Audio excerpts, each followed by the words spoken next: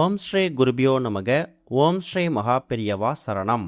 மே 5ஆம் தேதி செவ்வாய்க்கிழமை இன்றைய தினம் சித்திரை மாதத்தில் வரக்கூடிய சங்கடகர சதுர்த்தி, அதுவும் அங்காரக சதுர்த்தி செவ்வாய்க்கிழமையில வந்திருக்கு. நிலைவாசல்ல இப்போ நாம சொல்லக்கூடிய இந்த 2 பொருட்கள் நீங்க வைக்கிறதால வீட்டுக்குள்ள கடன் பிரச்சனை இருக்கவே இருக்காது, செல்வம் பெருகும். அது என்ன வழிபாட்டு முறைன்னு பார்க்கறதுக்கு முன்னாடி நம்மளோட வீடியோஸை இப்போ தான் நீங்கள் ஃபஸ்ட் டைம் பார்க்குறீங்கன்னா மறக்காமல் சப்ஸ்கிரைப் பண்ணிக்கோங்க.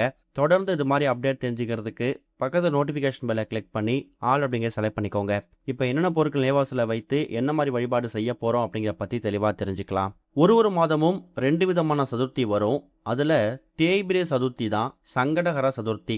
முழுமுதற் கடவுளாக இருக்கக்கூடிய விநாயகர் பெருமானை நாம் வணங்கி நம்ம கஷ்டங்களை தீர்ப்பதற்கான அற்புதமான ஒரு நாளாக இதை நம்ம எடுத்துக்கலாம். சங்கடகர சதுர்த்தியில் முழுமையாக விரதம் இருந்து விநாயகர் பெருமானை வழிபட்டா கஷ்டங்கள், சோகங்கள், நமக்கு இருக்கக்கூடிய எல்லா விதமான இன்னல்களும் தீரும் அப்படிங்கிறது ஒரு பெரிய நம்பிக்கை.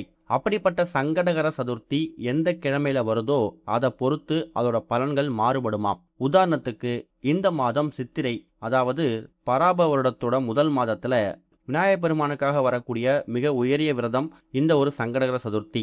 இந்த ஒரு சங்கடகர சதுர்த்தியை நம்ம முழுமையா வழிபட்டோம்னா அடுத்த 12 மாதங்கள்லையும் வரக்கூடிய சங்கடகர சதுர்த்தியில நம்ம எக்கச்சக்கமான மாற்றங்களை ஏற்படுத்திக்கலாம். அப்படிப்பட்ட இந்த சங்கடகர சதுர்த்திக்கான அந்த சதுர்த்தி திதி இன்னைக்கு காலையில 4:42 ஆரம்பிச்சிடுது. அது நாளைக்கு காலையில 6:57 வரைக்கும் இருக்கு. இன்னைக்கு செவ்வாய்க்கிழமை 3:04 ராகு காலம், காலையில 9:10 யமகண்டம். இந்த 2 நேரத்தை தவிர்த்துட்டு மற்ற நேரங்களில் நீங்க விநாயகருக்கு பூஜை பண்ணலாம். குறிப்பா சதுர்த்தி வேலை அப்படின்னு அழைக்கப்படக்கூடிய மாலை 5-6 மணி, இதுதான் ரொம்ப விசேஷம். இந்த நேரத்தில் நம்ம வீடு பக்கத்தில் இருக்கக்கூடிய விநாயகர் பெருமான் கோவில்களில் அபிஷேகங்களும் ஆராதனைகள் நடக்கும். அதில் போய் கலந்துக்கோங்க.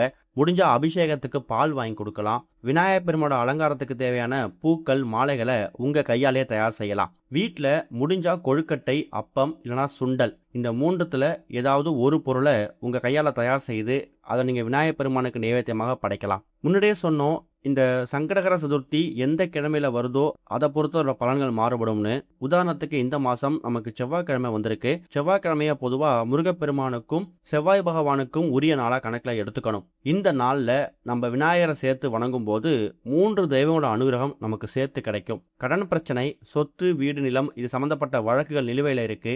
திருமண வரன் கைகூடி அமையல, பொருளாதாரத்தில் முன்னேற்றம் இல்லை, ஜாதகத்தில் செவ்வாய் தோஷம் அதிக தாக்கத்தை ஏற்படுத்துது, இது மாதிரி எந்த விஷயமா இருந்தாலும் நீங்கள் தாராளமாக இன்றைய தினம் வணங்கலாம். இப்போ நம்ம சொல்லக்கூடிய இந்த ஒரே ஒரு இலை, அது கூட ஒரே ஒரு சில்லறை நாணயம், இந்த 2த்தையும் நீங்கள் எடுத்துக்கணும். அதில் முதல் முக்கியமான பொருள் என்னன்னு கேட்டிங்கன்னா செம்பருத்தி இலை. செம்பருத்தி இலை அப்படிங்கிறது செவ்வாய் பகவானுக்கும் முருகப்பெருமானுக்கும் ரொம்ப உகந்த பொருள். செவ்வாய் கிரக தோஷத்தில் அந்த தோஷ நிவர்த்தியாக இந்த செம்பருத்தி இலையை பயன்படுத்துவாங்க.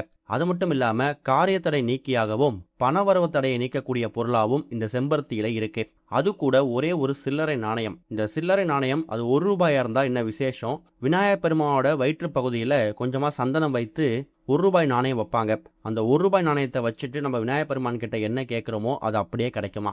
இப்போ ஒரே ஒரு செம்பருத்தி இலை எடுத்து கழுவி சுத்தப்படுத்தி பூஜை அறை வச்சுட்டு அதுக்கு மேலே ₹1 நாணயத்தை வச்சுட்டு பூஜை பண்ணிடுங்க. அதுக்கப்புறமா இந்த 2 பொருட்களையும் உங்கள் வீட்டோட நிலைவாசல்ல தீபம் ஏற்றுவீங்கள்ல அந்த இடத்துல வச்சுடுங்க. இது சதுர்த்தி திதி காலையில் நமக்கு 6-7 வரைக்கும் இருக்கு. இன்னைக்கு செவ்வாய்க்கிழமை மாலை ஒரு 6-7 மணிக்கு மேலே பூஜை பண்ணிட்டு வைக்கிறீங்கன்னா சதுர்த்தி திதி இரவு முழுக்க அது அப்படியே இருக்கட்டும். மறுநாள் தூங்கி எழுந்ததுக்கு பிறகு அந்த செம்பருத்தி இலையை எடுத்து நீங்கள் பூஜை அறையில் பத்திரப்படுத்திக்கோங்க. காய்ந்து போனதுக்கு பிறகு தண்ணியில் விட்டுக்கலாம். அந்த ₹1 நாணயத்தை அப்படியே ஒரு பேப்பர்லையோ இல்லை துணியில் வந்து மூட்டையாக கட்டியோ முடிஞ்சோ பீரோ லாக்கரில் வச்சுக்கோங்க.